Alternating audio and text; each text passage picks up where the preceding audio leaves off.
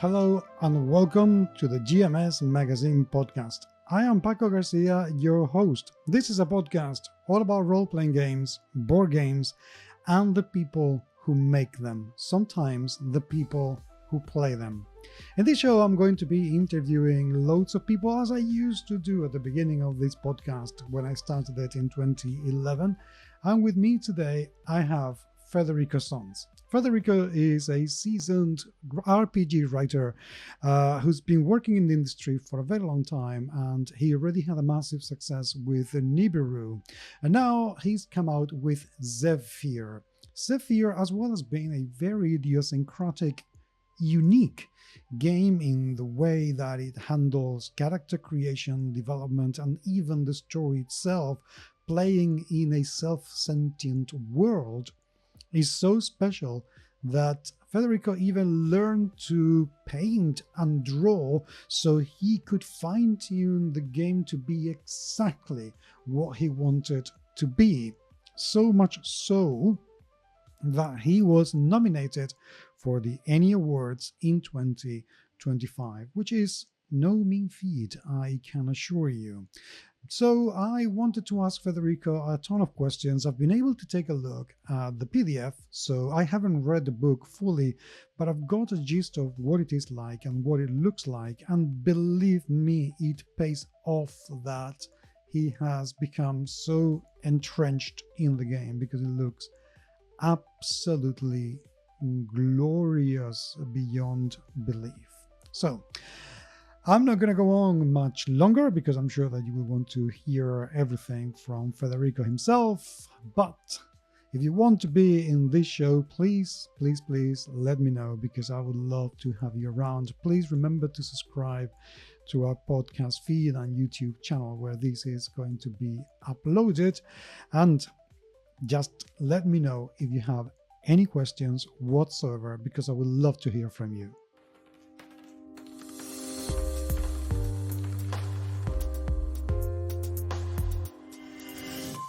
Federico, welcome, mate, to the show. We haven't seen each other since you came out with, did you pronounce it Nibiru or Nibiru? I pronounce it Nibiru. Nibiru, okay. Yeah. It's probably like, I don't know, like 2-3 years at least. Oh, I think it's more than that because I reckon that it was the first Dragon meet after pandemic. Yeah. Actually, no. After the pandemic? No, before the pandemic. Before the pandemic, because I already moved. I moved to Japan during the pandemic. Yep. So it's probably 2019. So yeah. 6 years. Wow. I was off. Yeah. That's been a very, very long time. So ever since, you've been doing a lot of things. You moved to Japan, you've come back to Argentina, and you've learned drawing just so you could create your role-playing game exactly the way that you wanted to make them, which is absolutely incredible. But before we go into that, tell me a little bit about what is Zephyr. Sure. What is, because I took a look at the PDF, and that is perhaps, and please take it well, the weirdest role-playing game I have ever taken a look at. You're working with some absolutely unbelievable concepts. Tell me a little bit what's the baseline of Zephyr. Sure. It's a fantasy game, and by fantasy game, I mean like it's a pretty unconventional fantasy setting. It is set on a sentient landmass called Ophoi. Ophoi has basically legs. It's like a colossal, like continental landmass that walks across an endless salt flat. Okay. And all of the action, the adventures, the trips that you're going to make are on the back of this entity called Ophoi. The game doesn't use dice. It basically plays with this Zephyr concept. And Zephyr is basically sort of like the feelings of this creature, Ophoi, Okay. that basically take physical shape. They can, flow into rivers of rage and mountains made of sorrow, turn into like storms, etc. And sometimes when like a big enough storm of this Zephyr substance happens, it imbues like piles of leaves and soil, etc., with life. So essentially, all of the life that inhabits this Ophoi sort of like creature is sentimental constructs. Okay. It's like matter just brought to life by these feelings that are called the Zephyr, which comes in four colors: cyan, magenta, yellow, and black. Hmm. And the elements of play that you're mainly playing with are tokens of those colors. Okay, so yeah, it is as weird as I thought it was going to be, and that unique. What was the inspiration for this? Because I mean, normally people think, "Oh, I'm going to make a role playing game, and it's going to be very original." So it's going to use D12 instead of D20s. Yeah. So like what I wanted to do, first of all, like it's a game that has a very specific sort of like, because the tagline is an anarchist game of fleeting identities. So it has a very overtly sort of like political messaging, but not in terms of like traditional politics, but it's more like it's trying to show you the ways in which you know people like human peoples outside of state arrangements of like coercive violence and law, etc., have been able to form societies Mhm. and social institutions and stuff.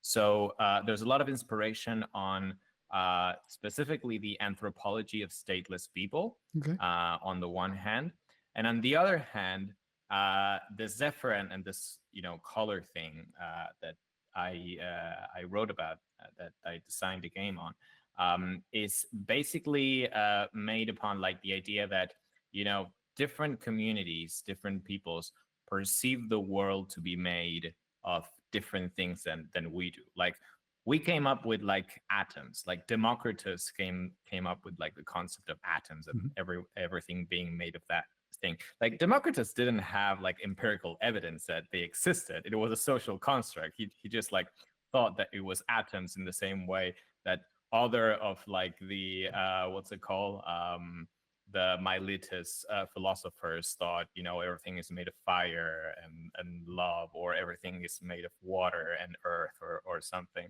Well, in this case, I wanted to basically make the foundations of the game Mhm. start from that positing. Be like, okay, the peoples that you're going to role play as, they see the world as built from this Zephyr thing.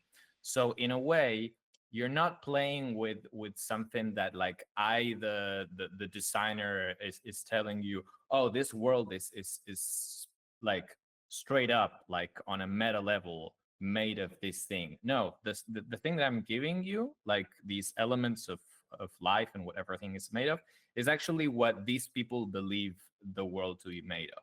So we're going to mechanize a Okay. social institution, or a worldview Okay. in a way. And that's the basis of the system. You have these tokens, and you put them on your character sheet, and they represent your constitution, what Mhm. you're made of. If you run out of tokens, you die, because basically it's your life force that you lose.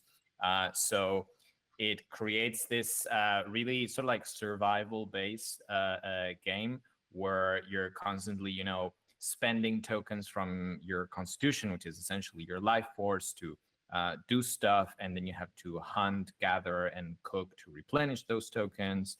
And you can spend those tokens in different specific combinations to do stuff. And yeah, it's basically that's sort of like what influences the design decisions mainly. What is the relationship of? I mean, you've mentioned about them being the physical representations of always feelings and emotions, but what is the interaction with the world like? Because for what I gather, this world doesn't have the typical political system that is so prevalent in other games that inspires adventures. The let's rescue somebody, let's loot something, let's conquer, Yeah. or let's do something. How is the relationship of the characters and the world? Why are they even there? So I can answer that question on like two fronts. Like first of all, um, Windfolk, which are the peoples that you're going to play, which is a particular set of peoples Mhm. living in a void. There's different peoples. There's water folk, there's ashen folk, and etc. But Windfolk are sort of like the protagonists of this game, in particular. Um, they basically believe that this life force of themselves, the Zephyr that's within them, is in constant flux with the world. So when you spend tokens, generally those tokens go from your constitution, your character sheet, into your region, like your surroundings, and so they can trigger different effects, and there's ways to harvest that and get back again to replenish your constitution. So there's a relationship with the world in how Zephyr works. It's a bit of a resource management thing. Okay. If you played board games, Yeah. you might feel at ease with some of those mechanics.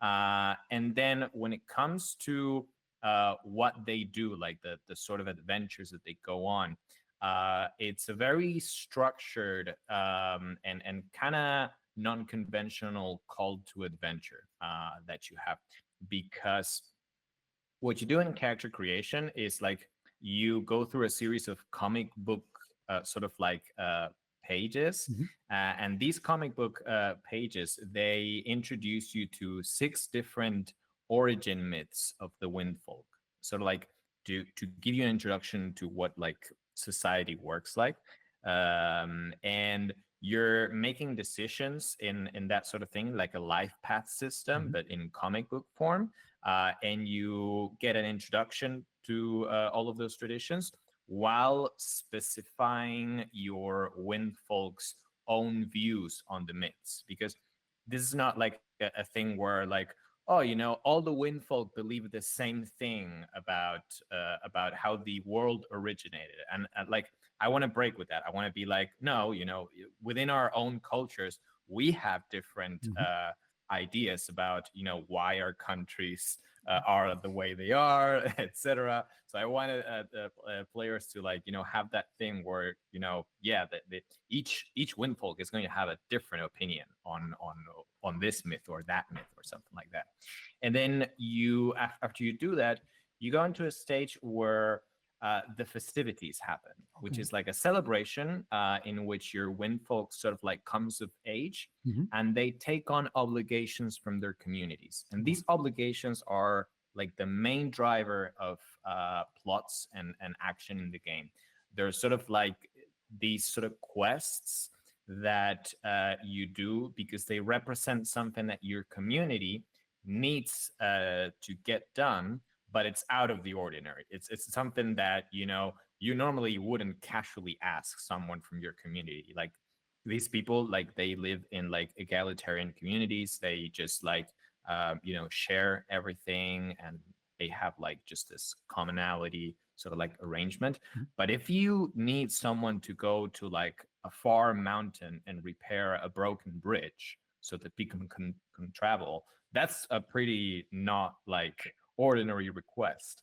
And so every year at these festivities, Windfolk that essentially are entering adulthood take on these obligations and go into this like big journey that sort of like strengthens their bonds with their community, because they, like the others before them, have made this big journey that yeah, just reinforces the bonds of community. And in return, well, of course, the community sort of like equips them with not just the tools, but the knowledge that they need to go into the journey. So you get archetypes in a way that are equipped with enough technologies and knowledge to sort of like go and fulfill these obligations. Hmm. And the archetypes are based around survival sort of like things. You know, you can go more for like a cook kind of guy that is very good at getting the most Zephyr tokens out of what you're cooking. You can go for a hunter, someone that's kind of like a handy person that knows a lot of survival tricks and stuff, like a guy who can glide on like a fan and stuff like that. And all of that is non-restrictive. Like the archetypes are just like suggestions. Hmm. You can really mix all of the different technologies and stuff that you got in the game. But yeah, that's sort of how it goes in terms of how the adventure is structured. In terms of the mechanics of the game, you mentioned about having the tokens. Tell me a little bit more about how the combination of the tokens work and how you can use them creatively to do stuff within the game itself. Cool. Yeah. So the tokens, mostly like the tokens that are in your constitution, you will always hold between 1 and 8 tokens. That's sort of like there's a maximum and like a minimum. And then for usually what you would see as a role in this game is called a reveal, and it basically is done by you, the player, taking a number of tokens in your hand in secret Mhm. between 1 and 3, and the narrator does the same. And you both reveal as you narrate what you're doing. And if you have a different amount than the narrator, you win the reveal. If you have an equal amount of tokens, you lose the reveal and you fail the task. It's well, the more tokens, the easier the task, the more tokens you're going to use. Like, for example, 1 to 5 is much easier. In this case, it's like 80% chance instead of like 66% chance, if you know more or less your math. And then if it gets harder, you might hit a point where you're the one looking to get the same amount of tokens than the narrator. For example, a very hard test in this game would be 1 to 4 tokens, but you have to get the same token number than the narrator, which is like 25% chance. Then after that, you have like different ways to play with those tokens, but one of the main ways you have is you can spend 3 tokens whenever you have like a reveal to automatically succeed at the reveal. And basically you succeed doing this in a way that reaffirms a particular feeling about the world. Like you build the identity of your characters as you make these spends, which are called evokes. Mhm. And you basically write down like, you know, the sort of like feeling that pushed you into success and what it relates to. Maybe if you're climbing, you spend like a number of tokens that signify love for like the mountain, Okay. this mountain in particular, and stuff like that. And that affects play as you go. And the color combinations that you spend correspond to different feelings, because that's a thing that you have in the game that like Winful believe that they're not privy to what, for example, the feeling of black, the Ophoi feeling of black means, but they do think that combinations of the feelings of Ophoi, of the color feelings of Ophoi, do create the feelings that we do know, like love, rage, sorrow, etc. So in your character sheet, you have sort of like a cheat sheet that tells you, okay, if you spend 1 Cyan token and 2 Magenta tokens, that is sorrow. So you have the cheat sheet there to know what you're spending to trigger the feeling that you want. And then there's other mechanics. For example, in the same way that you have a token constitution, animals and the landscape have their own token constitution. Like landscapes also like are seen as sentient or living entities, Mhm. and so all have constitution. And if you happen to make it, if you achieve having like a constitution that mirrors the color combination of another entity, you can do something that's called entwining that lets you role play as them, as long as you keep that thing. So it's one of those things that, there's a lot of interplay with the colors in your constitution and cleverly managing the colors and looking for like a thing. We have a campaign going right now where there's like one of our players is super determined to fix their constitution in order to role play as a capybara. Okay. So they're really looking for that, and they're sort of like managing their diet and how they cook their stuff, and what they get to spend, so they finally achieve that. But yeah, that sort of play is really part of like the system mastery part of the game. That sounds absolutely brilliant. To be honest, just the idea of comparing number of tokens with the GM, I think that is absolutely brilliant. I love the concept of that. Let's move a little bit into Ophoi. This is a Mhm. massive living land in different colors. What? Yeah. So Ophoi is very interesting as a setting, because you get to play with like really weird stuff. The weather is a big part of the mechanics. Like, at the start of every session, Mhm. you, depending on the season that you're in, that's something that is determined at the start of the story.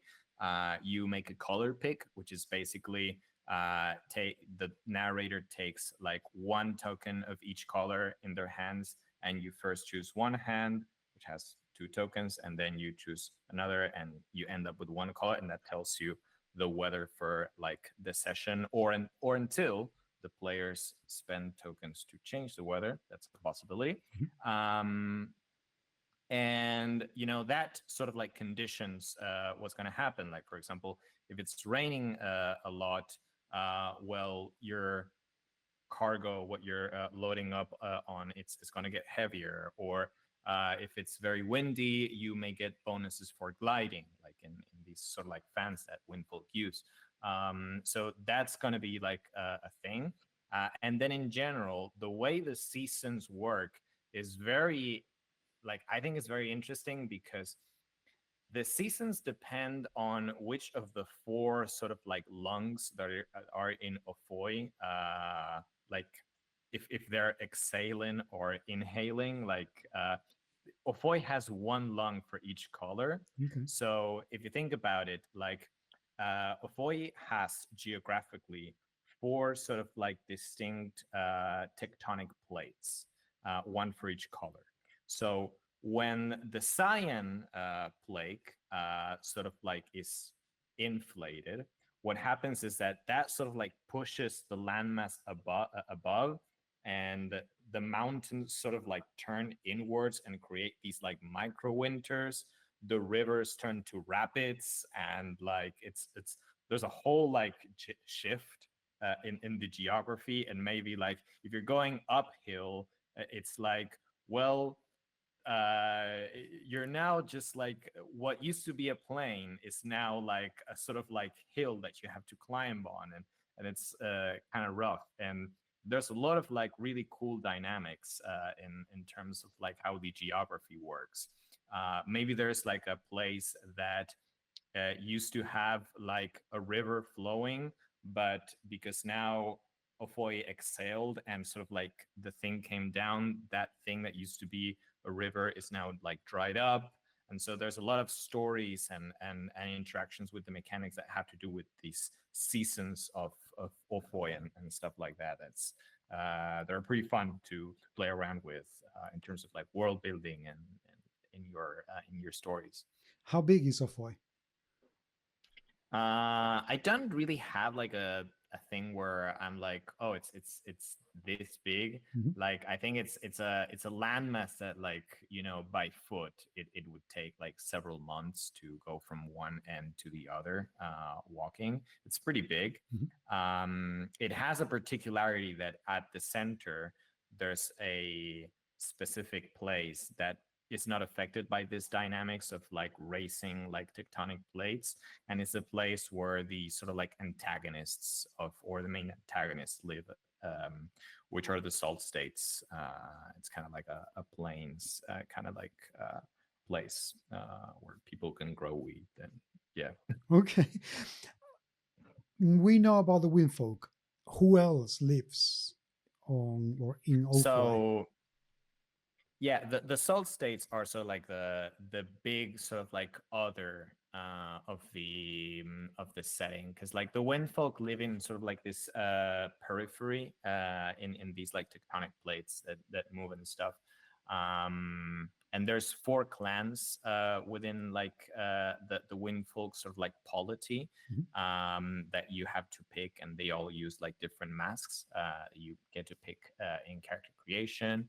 Um, and of course there's other folk in the world, like water folk, for example, that share some of the institutions and some of the myths of the wind folk, but they're sort of like living somewhere else, or they don't share some of the customs, so that they're not really considered part of the wind folk polity.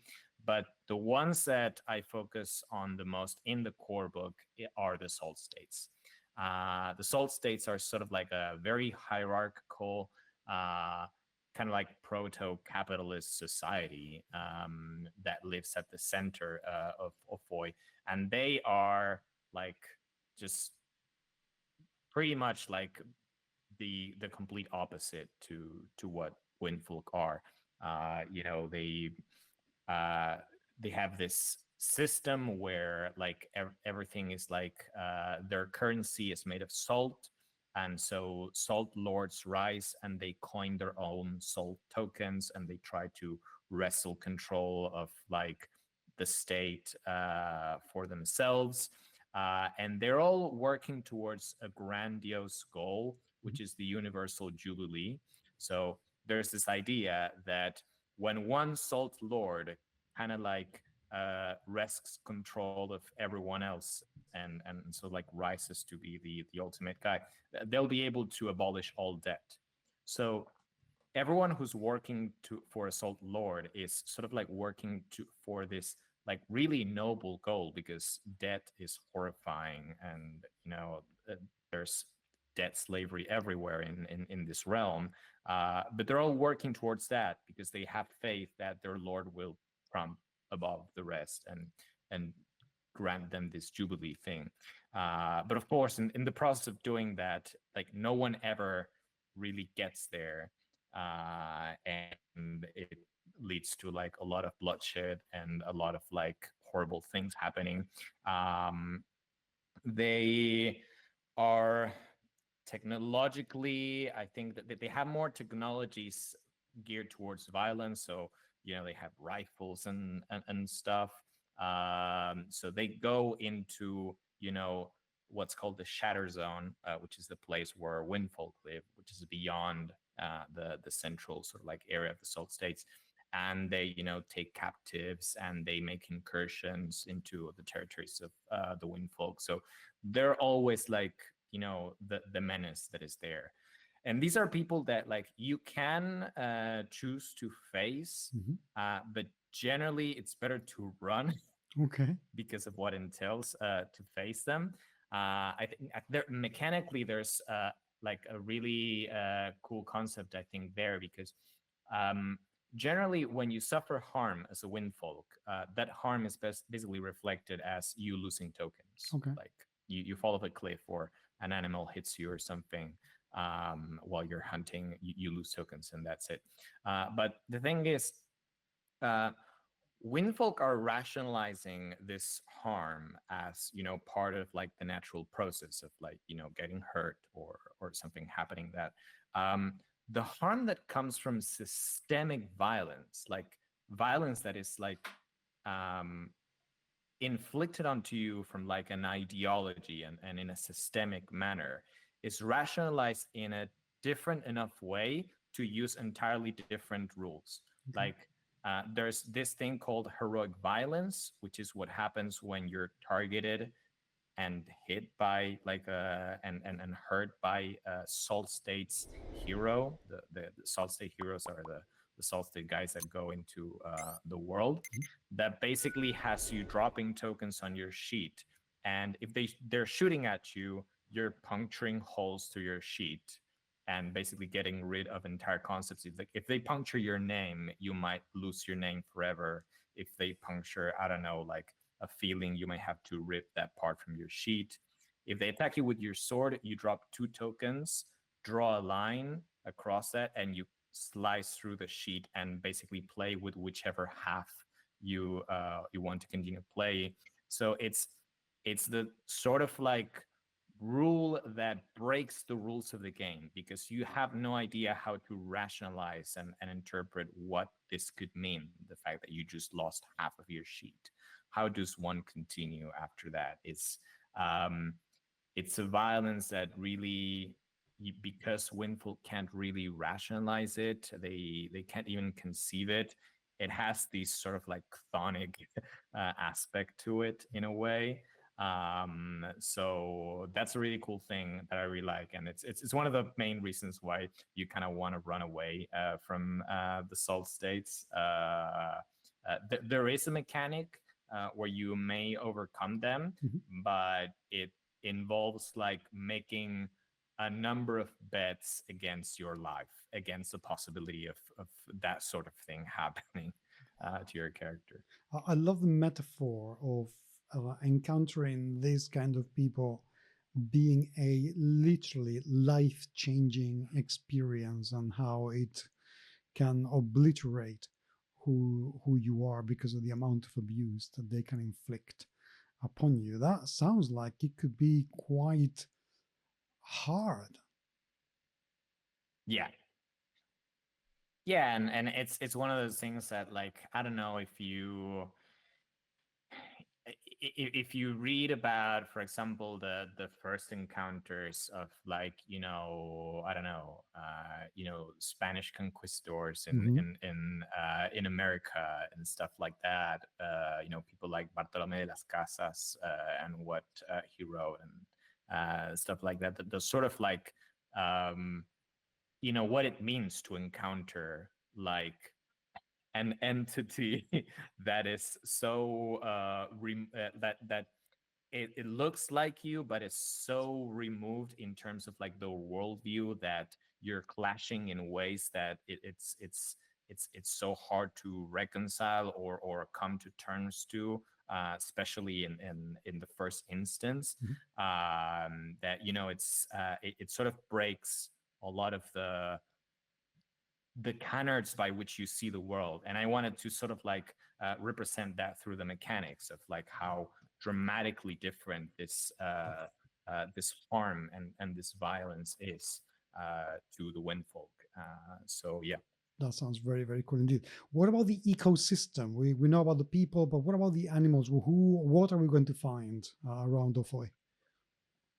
So generally, the ecosystem is in the same way that windfolk are sentimental constructs, and they have their sort of like process where when a maelstrom of Zephyr is coming and is going to infuse life into the land, like they put up these sort of like mannequins with like the mask and all of the wrapped linen, and so like they let that maelstrom turn those materials into life.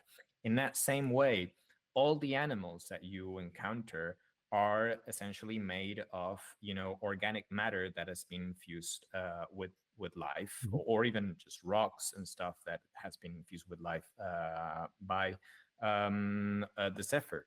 And in that way, for example, capybara, an autumn capybara, which is like one of the creatures that is like a capybara made of like autumn leaves. They will go about their business. They have their own separate constitution, like you have, Mhm. which is never fixed. That was something that was important to me. It's never the capybara is going to be 2 yellow, 2 cyan, and like 3 black, and something like that. It's so there's always going to be something random, so Mhm. that you can account for the fact that not every individual in like a group of living beings is the same Mm. sentimentally. Like there's always variation.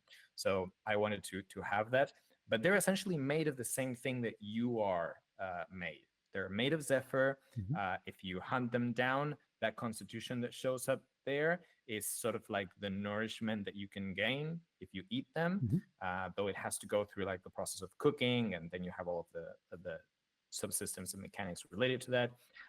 But they're all sentimental constructs, and in the same way that windfolk make mannequins, capybaras, when they can smell the maelstrom approaching, they will go and make piles of like dead leaves so that they can reproduce their liking and stuff like that. And it's the same with all of the other life forms in Ophoi. There's creatures are as small as that, Mhm. and as large as like this creature that's called a crown stomper, which is literally a landslide that happened to coincide with a maelstrom. And so you have a sort of like walking landslide, which like with chunks of like forest attached by root systems, and that is walking as gigantic, etc. So it's all like that. It's all sentimental constructs. That sounds Yeah. amazing. Okay, we've talked about what the game is about and how does it play, but how was it made? Man, you decided to actually learn how to paint to be able to do Yeah. it. Why were you so invested in this game? Because that is quite an undertaking. I was invested because, like, I first started to, because I was playing with this idea from I think 2018, 2019, of like, drawing these little creatures, like drawing a mask, etc., and playing with this shape of character. And around 2019, I was trying to be like more serious about drawing, and I really wanted to draw digitally with the computer. So I bought a computer that I could draw on, and I asked for my friend Valeria to teach me to draw, because they draw, they're an illustrator here in Argentina. So we would do Skype calls and stuff like that, and would just teach me to draw. And we did that for like 2 years, and by the end of 2020, so about 2 years after I started drawing with the computer, and learning, the basics of like, doing 3D shapes and composition, everything you have to learn when you learn to draw. About the end of 2020, before I moved to Japan, I did like a couple of pieces that really gave me the confidence to be like, you know what, I would really like to, I feel like I love this thing that I just made, and I want to do this like for the whole book. And so I continued to draw for the following like 4 years. And yeah, I just drew I think 150 illustrations or something like that for the book, and I learned to draw and develop my style through this project. And So yeah, it it it was pretty has cool. it is because it earned you a one of the Annie nominations to was it Yeah, for the best interior art? yeah, yeah, yeah, yeah. Now I don't pay too much attention to the Annies anymore. Did you win it? No, Oh, no, because it's one of those things that like after you're nominated, because it goes to popular vote, it basically is a popularity contest. So yeah. yeah, It depends on how many people you can convince to vote for you, basically.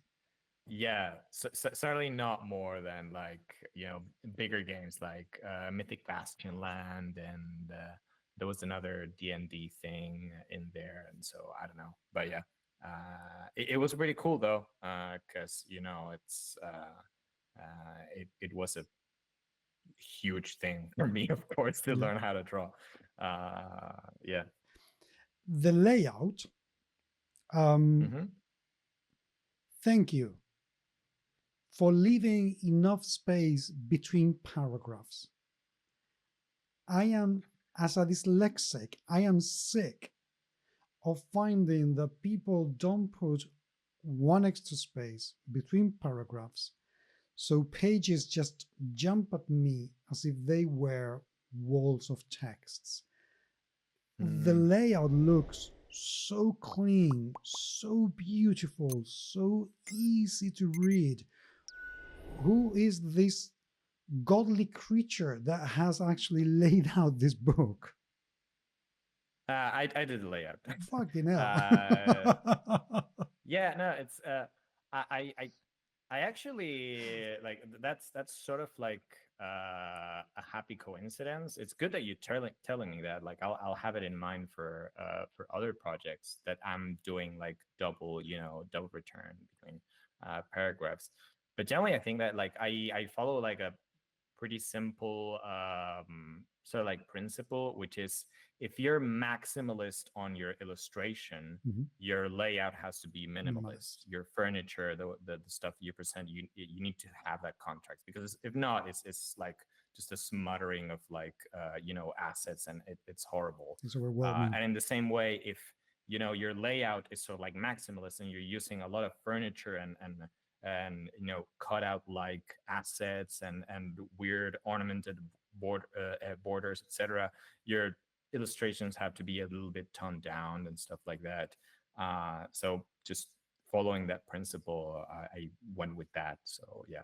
It works very well. It made it when I was taking a look at my tablet, and it works like, damn, I can read this very easily. And if I look at the whole page, it doesn't feel like wanting to get away from it, which so many games try to cram so much. But also, the game crams out about 250 pages, which is not a huge tome.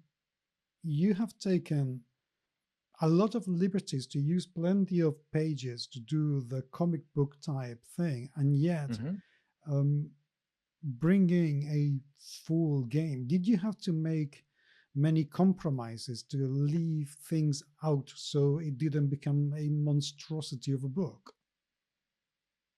Not really. It was a very natural process. I think the less you constrain yourself to like deadlines and like to uh I don't know, the more sort of like corporate, I guess, way of making games, and the more you just let yourself work on something as you go, um, the easier it is for games to never be more than what they need to be. Mhm. So I'm pretty happy with that. It's one of those things that, like, at least in my process, it's kind of necessary to be like, okay, I'm gonna write a little bit here. I'm gonna stop when I just feel like I don't want to write anymore. Mhm. I might come back to this text in like a month with a new idea, revise it, and expand a bit on it. And in the meantime, I'm going to be illustrating, because the illustration process was much more, I take this thing, I draw it, I finish it, I go on to the next kind of sort of like thing. But the writing process and sort of like the content thing um, was actually very uh, there's really not there is no bloat, I think, in the game. Like it's a pretty maximalist game, I Mhm. think, for what we're used to in terms of mechanics. Okay. Like you take a look at other narrative games or narrative labeled games, and they tend to be rules light. Yep. They have like, I don't know, 10 pages, 5 pages of rules. Yes. Like Zephyr has like maybe 20 something, 30 something pages of like core rules and subsystems, Mhm. but then it has a lot of like, mechanical assets, like the technologies that you use to like build sort of like the specific things that your guy's good at, the patterns, like there's a lot of stuff in there that is just mechanics, and that is just there's almost no really uh, hard split between the lore and the mechanics kind of parts of the book. It's all conjoined. Intertwine. Uh, so yeah, it's one of those things that I was like, okay, I have to make a chapter about technologies. It's going to have, I don't know, 50 or something, and I'm going to make enough illustrations for this and be done with it, and that's it. It floats, or like really naturally for me, at least. And that's why I was surprised when you were mentioning earlier about doing the two processes for the writing and the illustration being so different. Because when you look at the PDF, the whole thing is very seamlessly integrated. It almost feels, which is why I wonder if you had to give up on anything. It almost feels like everything was created for each other. Um, I don't know. Yes. It's just that. Yeah, there's an interesting point there because if you've ever gone through, because I learned to structure ttrpgs at Mediphius, Mhm, where I used to work back in the day, and we would do sort of like an outline of the contents of the book. So you would go and do like, okay, let's do a table of contents and let's think about what goes into each chapter. um, I had that for Zephyr, but then I had an interim sort of like um, outlook on the game's contents that was purely graphical, because mhm, it was going to have one illustration per spread. I have to basically be like, okay, this game is going to have 130 or 120 illustrations in it, whatever. um, I need to know for each chapter and each thing that we're tackling what my brief for each illustration is. So I first made the outline in like a Word document mhm, and say that I had the chapter about technologies, which is organized in sort of like cooking technologies, hunting technologies, general traveling technologies, etc. I took that and then I was like, okay, let's do sort of like a column that has squares, and each square is a little thumbnail of what the spread illustration is going to look like. And then I sort of like outlined a group of like spreads mhm, that were going to be like this chapter and this section. And so I would go in there and say that, for example, I had a spread that had 3 technologies or 4 technologies about cooking. And I was like, okay, I know that in this spread that is linked to this part of the outline of the book, I need to draw something that is about cooking. So I would go in there and I would draw a little thumbnail composition of like a windfall just chucking like a pancake thing. mhm. And then I was like, okay, I'm going to take this thumbnail, take it to my drawing app, and then actually do the Good. illustration. And that's a process I followed the thing, but I needed that sort of like um, linking sort of like graphical outline between my outline and my actual layout in the book to guide me through the process of illustrating everything, and for the illustrations to be in accord with what the text was showing in the page. And it flows beautifully. I have to say, absolutely beautifully. Um, what's next for Zephyr now? So what's next for Zephyr is I have 2 things in mind. I have a supplement that is going to basically expand on the gameplay. It's going to allow you to basically play 4 different polities. Hmm.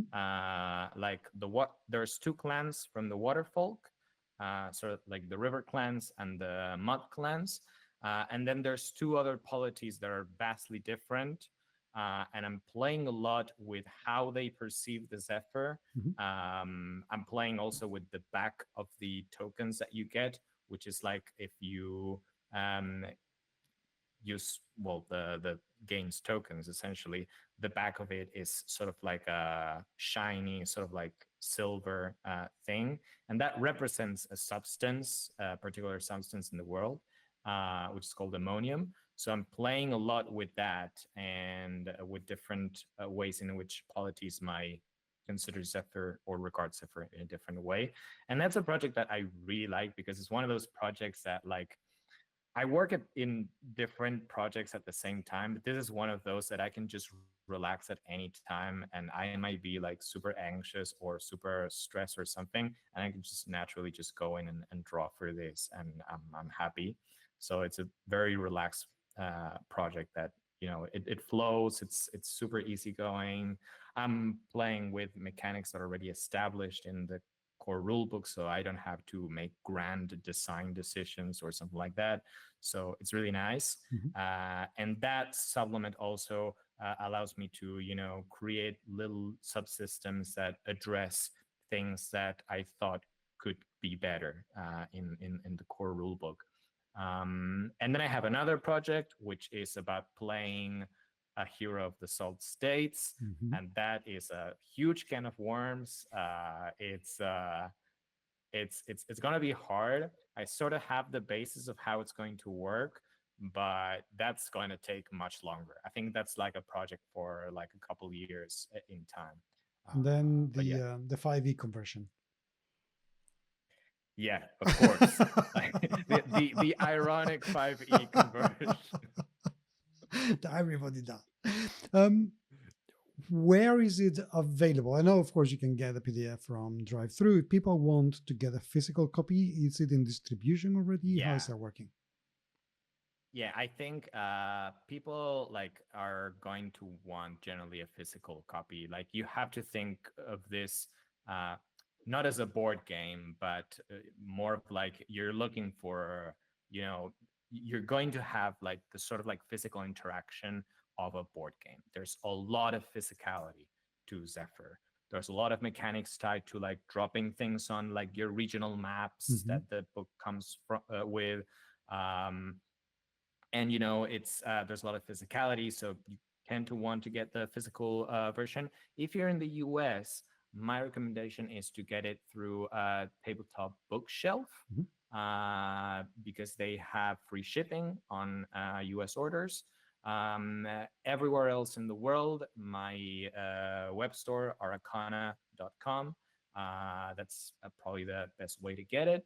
Yeah, that's basically it. And if you're going to play uh, digitally, my personal recommendation is to go back to the Neolithic Hmm. and basically use a camera pointing at like your regional map, at least for the narrator, the storyteller, that is probably going to have like, I don't know, get the map or something like that. If you need to play online, you can print out the map.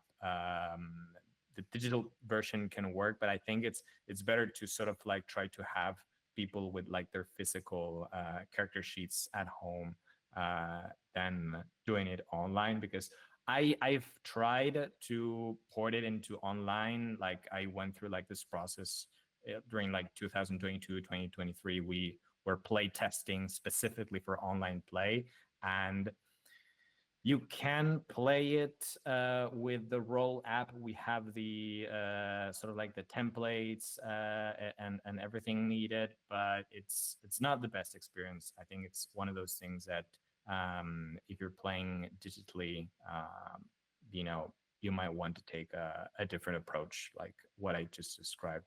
The digital version that you're still getting the digital version with the physical version. It has an audiobook Hmm. version too, which I think is pretty cool in case you need to want to, consume through audio. And it also has all the maps and everything you need to print out and stuff. So yeah. Okay. And what about you? Because you're working on a second edition of Nibiru. How is that Yes, coming along? exactly. That's coming along well. It's one of those things where like, because this is what happened. I was actually not planning 2 years ago to do a new edition of Nibiru, but the thing is, I ran out of stock, and it's still a game that people continue to play, continue to ask me about, like, is it on sale? Can I buy it from anywhere? And I'm like, I keep being like, no, I'm sorry, it's out of stock. It's been out of stock for like 2 years, Yes. or something like that. So I was like, okay, I got to reprint Nibiru. And I organized a Kickstarter. I did all the setup, etc. Started to get the mailing list sorted and stuff like that, and the following. Um, and I had been sitting on this revision of Nibiru, which was going to be basically like a slight rework. I was going to do new graphic assets. Now that I can draw, I was like, okay, let's do a couple of illustrations for Nibiru. It's going to be like a fun challenge. Um, and rework a couple of things that I consider were not good about the game.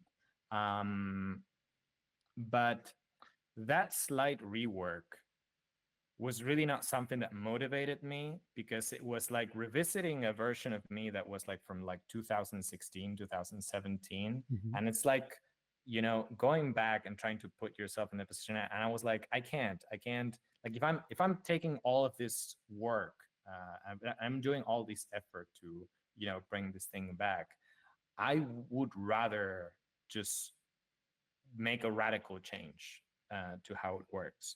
And it happened to me that, like, I would spend months trying to work on this rework, and I wasn't able to. I didn't have motivation Mhm. until I said, you know what, I'm going to like rework the whole thing, and it's going to be quite different. The memory mechanics are mostly going to work in the same way, Mhm. but the rest of the game is a different beast.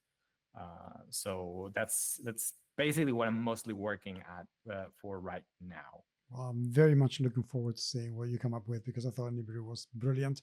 Zephyr sounds and looks absolutely incredible, and I really hope that it becomes an absolutely massive success, and all this crazy world that we're living in doesn't stop it from reaching everywhere. Yeah, Thank you, pretty much. Federico, for being with me today. It's been seriously absolutely fantastic chatting with you once more. As usual. Thanks, Paco.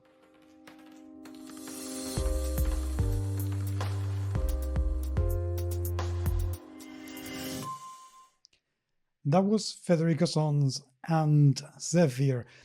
I Please do take a look. Seriously, the game looks absolutely gorgeous. Truly, truly gorgeous. And I think you will be impressed at how much thought has gone into creating this game.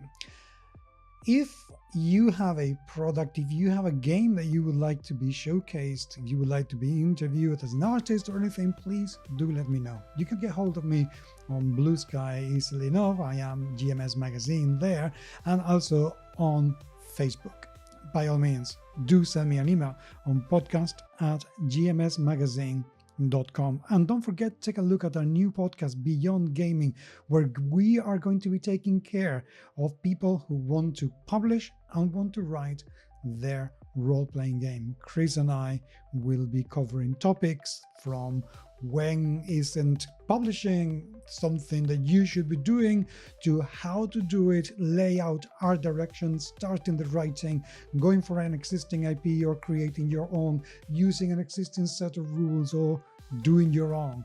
All of those things and many, many more we are going to be creating, and we look forward to any question that you may have that we could either answer or find somebody who will be able to answer it for you as well.